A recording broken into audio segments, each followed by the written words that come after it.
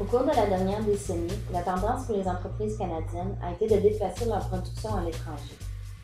Certains pays offrent un faible coût de main-d'œuvre, ainsi menant à une réduction des coûts de fabrication. En surface, la sous-traitance à d'autres pays peut sembler une bonne décision d'affaires, mais l'est-elle vraiment? Avez-vous effectué une analyse des coûts réels en tenant compte des frais de transport maritime ou aérien, ces moyens étant ceux généralement utilisés en transport intermodal et multimodal? Qu'en est-il des surcharges de carburant et des assurances? Et des frais de courtage en douane que vous devez prendre en considération? Selon le produit que vous fabriquez, quels sont les frais supplémentaires et les tarifs de douane? Voici un exemple.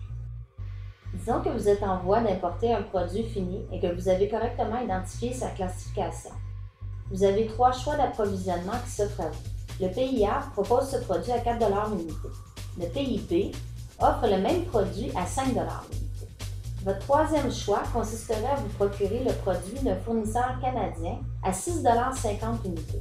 À première vue, avec ces informations, le pays A serait un choix naturel. Cependant, basé sur la classification des produits et le pays d'origine, vous aurez probablement ajouté une redevance en tarif de douane et des taxes à payer au gouvernement canadien. Si, pour ce produit, il y a un accord de libre-échange entre le Canada et le pays d'origine, les droits de douane ne s'appliqueront pas dans la majorité des cas. Toutefois, le Canada peut avoir un arrangement tarifaire spécifique pour cet article, ce qui ajouterait au coût par unité. Le pays d'origine pourrait ne pas avoir d'accord tarifaire préférentiel avec le Canada, mais plutôt le tarif favorisé qui augmenterait encore plus le coût par unité. Si le pays d'origine est soumis au tarif général, le coût unitaire sera augmenté de 35 %. Prenez ce dernier coût et ajoutez-lui la TPS de 5 % et la TVQ de 9,5 %. Vous remarquerez que le coût unitaire commence à être bien différent.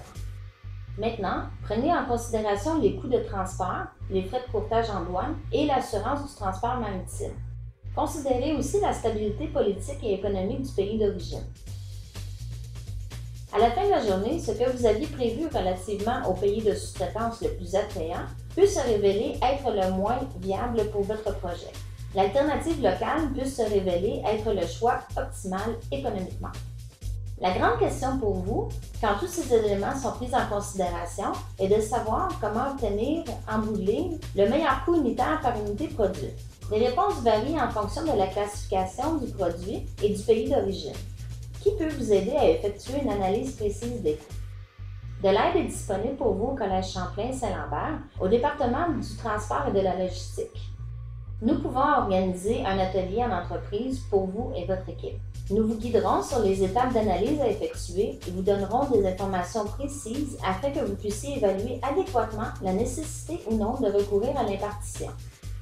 Recourir ou non à l'impartition est une décision importante à prendre. Comme l'expose notre exemple, les économies a priori perçues en recourant à l'impartition peuvent ne pas se concrétiser.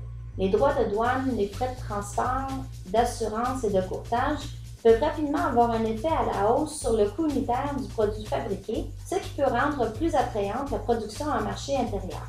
Assurez-vous de prendre la bonne décision pour le succès de votre entreprise. Appelez le service de la formation continue au Collège Champlain-Saint-Lambert aujourd'hui pour parler à un spécialiste du transport et de la logistique et organiser un atelier sur place. Apprenez à calculer les coûts réels de l'impartition. Appelez-nous au 450-672-6046.